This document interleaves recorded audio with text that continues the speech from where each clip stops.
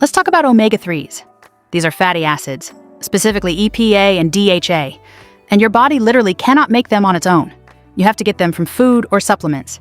Most people don't get nearly enough from diet alone unless they're eating fatty fish like salmon or mackerel 2 to 3 times a week. Most people aren't doing that. So what do omega-3s actually do? A lot. The research here is some of the strongest we have in the supplement world. First, your heart. EPA and DHA reduce triglycerides, which are fats circulating in your blood that, in high amounts, damage your arteries. The reduction can be significant, up to 20 to 30% with consistent dosing. They also mildly lower blood pressure and reduce the tendency of platelets to clump together, which lowers clotting risk. Second, your brain. DHA is literally a structural component of brain cell membranes. Low DHA is associated with cognitive decline, depression, and poor mood regulation.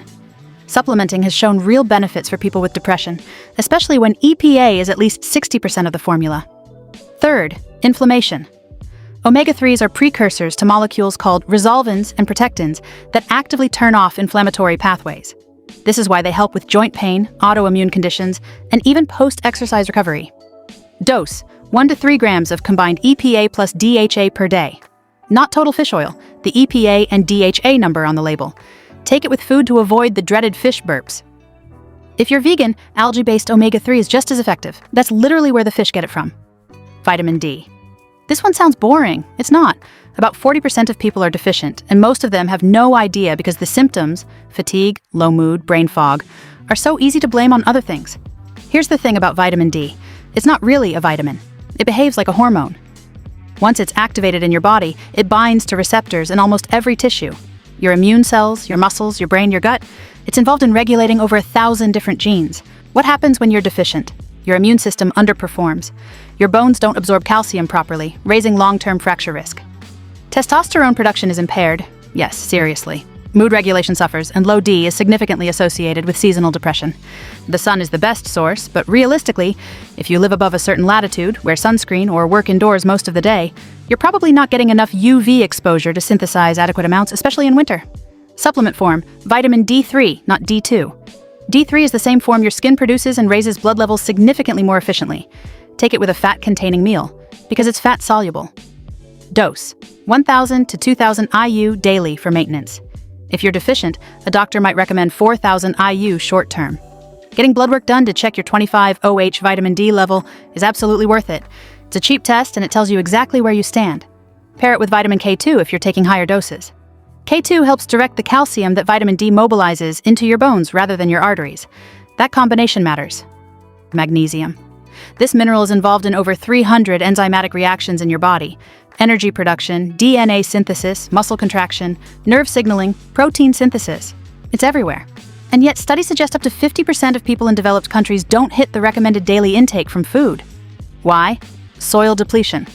Modern farming practices have stripped magnesium from soil, meaning even vegetables that should be rich in it contain less than they used to. What does deficiency look like? Muscle cramps, twitching, poor sleep, anxiety, constipation, high blood pressure, and migraines. Any of those sound familiar? The sleep angle is huge.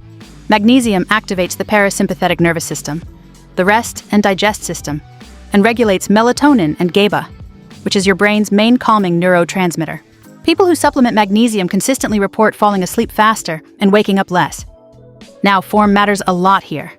Magnesium oxide, the cheap stuff in most grocery store brands, has terrible absorption, around 4%. You want magnesium glycinate for sleep and anxiety. It's bound to glycine, an amino acid with its own calming properties. Magnesium malate is better for energy and muscle function. Magnesium L-threonate is the only form shown to meaningfully cross the blood-brain barrier, making it the strongest option for cognitive benefits. Dose: 200 to 400 milligrams of elemental magnesium per day. Take glycinate at night. Too much too fast causes loose stools. Start low and work up. Creatine monohydrate. If you only take one supplement for physical performance, make it this one. The research base is enormous. Over 700 peer-reviewed studies. It's safe, cheap, and it works. Here's the mechanism. Your muscles use a molecule called ATP for energy. Every explosive movement, a heavy squat, a sprint, catching yourself from a fall, depletes ATP almost instantly. Your body regenerates ATP using phosphocreatine stored in muscle tissue. More creatine in your muscles means a bigger phosphocreatine reserve, which means faster ATP regeneration, which means more reps, more power, better recovery between sets. The practical outcome?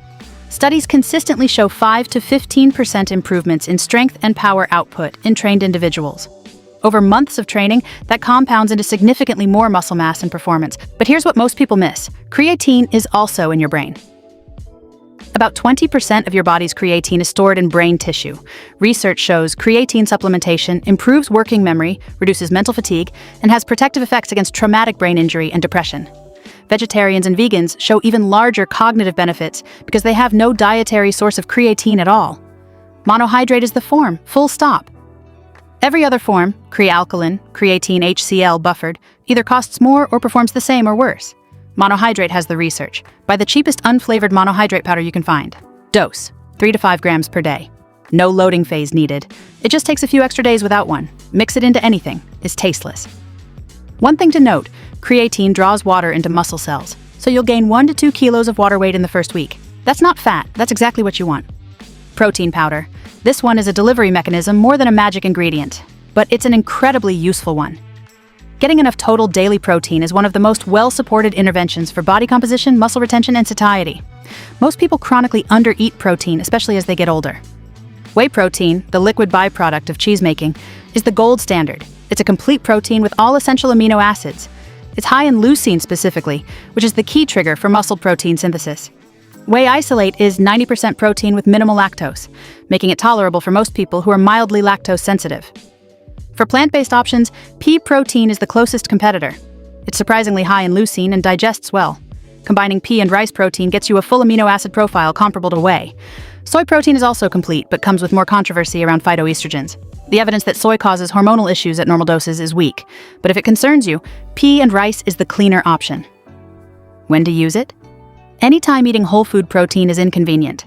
Post-workout timing matters less than total daily intake.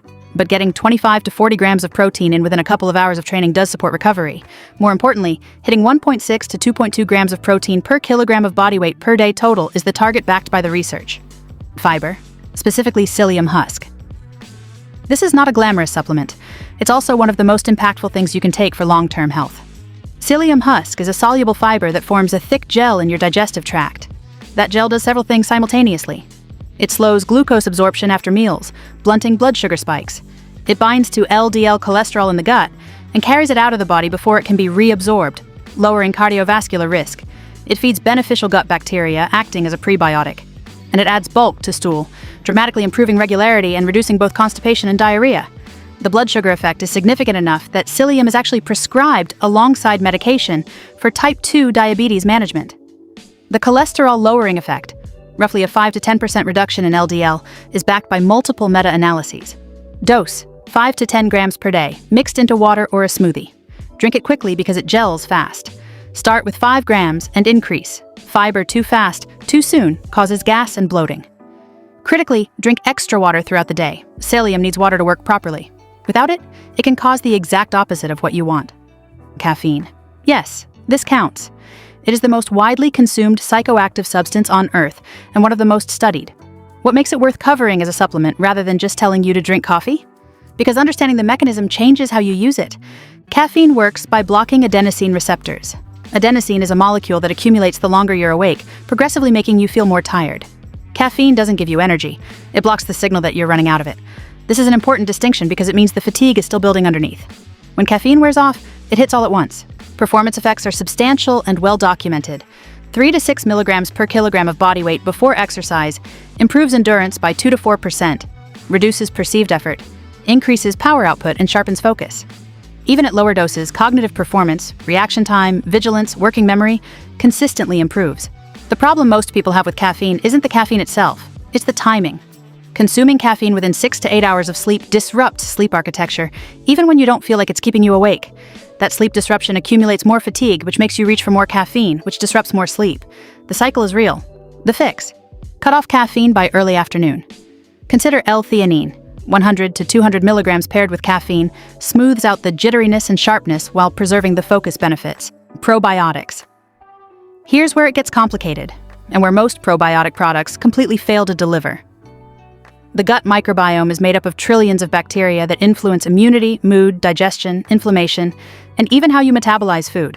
The concept of supplementing beneficial strains to support that ecosystem is completely valid. The problem is that most probiotic supplements on shelves contain strains with little to no human trial evidence, at doses too low to survive the stomach, in formulations that lose viability on the shelf. Strain specificity is everything. Lactobacillus rhamnosus GG is the most studied strain on Earth for diarrhea, traveler's gut, and antibiotic-associated gut disruption. Lactobacillus acidophilus N CFM has good evidence for IBS symptom reduction. Bifidobacterium lungum and Bifidobacterium infantis have consistent data for reducing bloating and gut transit time. Saccharomyces boulardii is technically a yeast, not a bacteria, and it's one of the most robust options for gut recovery after antibiotics or during travel. The key is, match the strain to your goal. A random 10 billion CFU multi-strain blend, with no named strains on the label, is essentially a marketing product. Look for strains listed by genus, species, and strain number. Look for at least 1 to 10 billion CFU of the specific strain. Look for refrigerated storage or verified shelf-stable technology. And understand that probiotics work best when supported by prebiotic fiber, which brings it full circle to the psyllium husk. That's every supplement with real evidence behind it. Stack the ones that match your goals, dose them right, and skip everything else. Like, comment, subscribe, and become a genius.